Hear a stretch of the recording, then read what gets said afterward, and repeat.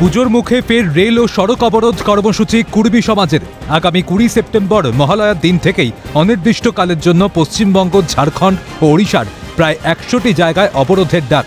কুর্মী সমাজকে তপশিলি উপজাতি তালিকাভুক্ত করার বিষয়ে বারবার আন্দোলনে নামে কুর্মী সমাজ। বিষয়টি কেন্দ্রের হাতে রয়েছে কুর্মী সমাজের অভিযোগ। রাজ্য সরকার কেন্দ্রকে প্রয়োজনীয় এবং উপযুক্ত প্রমাণ পাঠায়নি। সমীক্ষার কথা বলা হয়, এমনকি কুর্মী নেতাদের সঙ্গে বৈঠকে বসার আশ্বাস দেন মুখ্যমন্ত্রী মমতা বন্দ্যোপাধ্যায়, কিন্তু তাও বাস্তবায়িত হয়নি।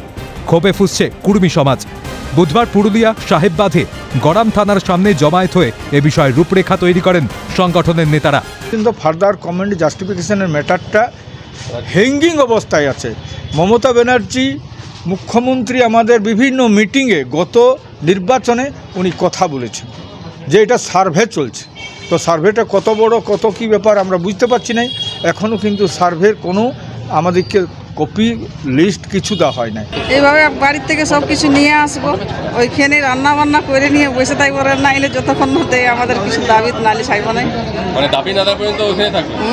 আমরা মহিলারা মানে প্রস্তুত প্রচণ্ডভাবে নিয়েছি যে আমরা এবার ছাড়ছি না। মানে ঘরের কাজটা ছেড়ে ওখানে থাকবে। গত 10ই আগস্ট জামশেদপুরে 3 রাজ্যে কুর্মী নেতাদের বৈঠক ডাকা হয়। 20 আগস্ট থেকে শুরু জেলাভিত্তিক বৈঠক। ইতিমধ্যেই রাষ্ট্রপতি, প্রধানমন্ত্রী, স্বরাষ্ট্রমন্ত্রী, রেল মন্ত্রক সহ বিভিন্ন দপ্তরকে অবরোধ কর্মসূচির বিষয়ে আগাম চিঠি দেওয়া হয়েছে, কিন্তু কোন কোন জায়গায় অবরোধ চলবে তা গোপন রাখা হয়েছে। নির্দিষ্টকালের জন্য তো দাবি আদায় যতক্ষণ না হচ্ছে ততক্ষণ আমাদের চলবে, এবং 100 জায়গার মধ্যে মহিলাদের অবদান, আমাদের মহিলারা 10টা জায়গার উপরে আমরা অবরোধ করবো। মহিলারা আমাদের গ্রামে গ্রামে অঞ্চলে অঞ্চলে মহিলা কমিটি গঠন করা হবে। আগে যেখানে যেখানে মহিলা কমিটি আছে সেগুলোকে, সেই কর্মীগুলোকে অ্যাক্টিভ করব আমরা। যেখানে কমিটি নেই সেখানে আমরা আবার নতুন করে কমিটি গঠন করব। পুজোর মুখে লাগাতার অবরোধে ফের সমস্যায় পড়বে সাধারণ মানুষ। তবে এখন দেখার কতখানি কার্যকর হয় আদিবাসী কুর্মী সমাজের অবরোধ। পুরুলিয়া থেকে দীপক রামের রিপোর্ট, ক্যালকাটা নিউজ।